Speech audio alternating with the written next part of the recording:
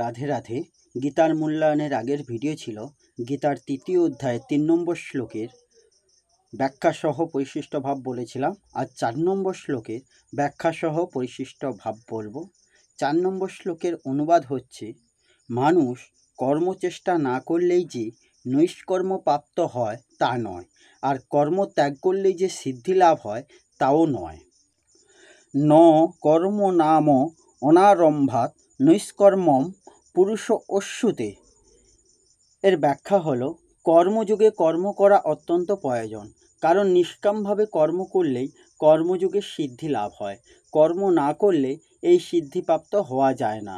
মানুষের হৃদয়ে কর্ম করার যে প্রবণতা থাকে তা প্রশমিত করার জন্য কামনা ত্যাগ করে কর্তব্য কর্ম করা প্রয়োজন। কামনা নিয়ে কর্ম করলে ওই প্রবণতা দূর হয় না, বরং বেড়েই চলে।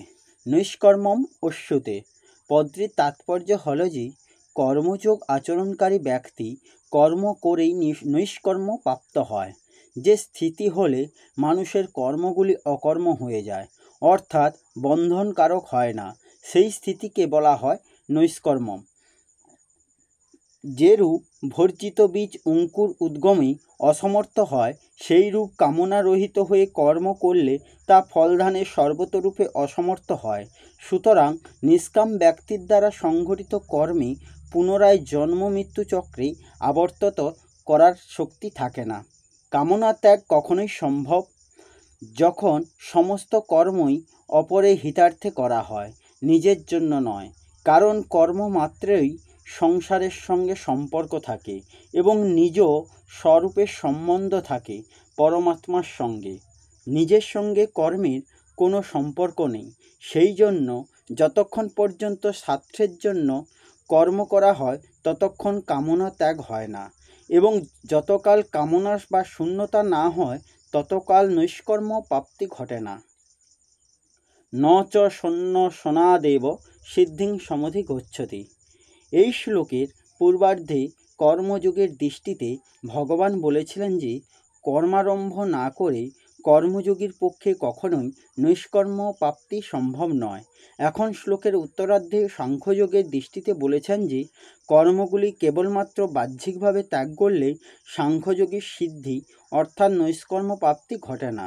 সিদ্ধিলাভ করতে হলে তার কর্তৃত্ব বা পরিত্যাগ করা অত্যন্ত আবশ্যক। সুতরাং সাংখ্যযোগীর জন্য কর্মগুলি বাহ্যত ত্যাগ করা প্রধান নয়, প্রধান হল অহং কর্তৃত্বকে পরিত্যাগ করা। সাংখ্যযোগের কর্মও করা যায়, আবার কোনো এক সীমা পর্যন্ত কর্ম পরিত্যাগও করা যায়, কিন্তু কর্মযোগের সিদ্ধি প্রাপ্তির জন্য কর্ম করাই আবশ্যক। এই শ্লোকের পরিশিষ্টভাবে বলা হয়েছে, যা নিজের মধ্যেই আছে এবং এখনই বর্তমান আছে, তা প্রাপ্ত করতে কোনো কিছু করতে হয় না, কারণ তার কখনো অপ্রাপ্তি হয় না।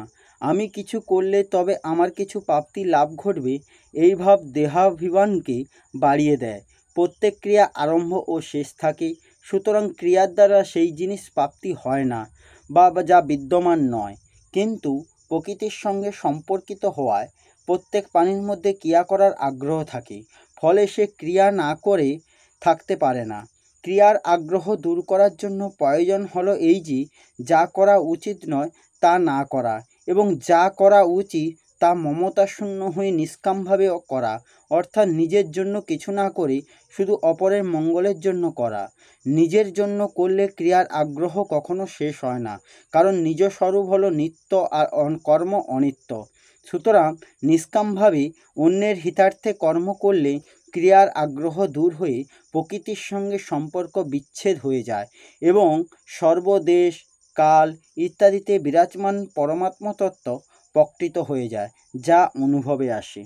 এই হলো শ্রীমদ্ ভগবদ্গীতার 3য় অধ্যায়ের 4 নম্বর শ্লোকের ব্যাখ্যাসহ পরিশিষ্ট ভাব।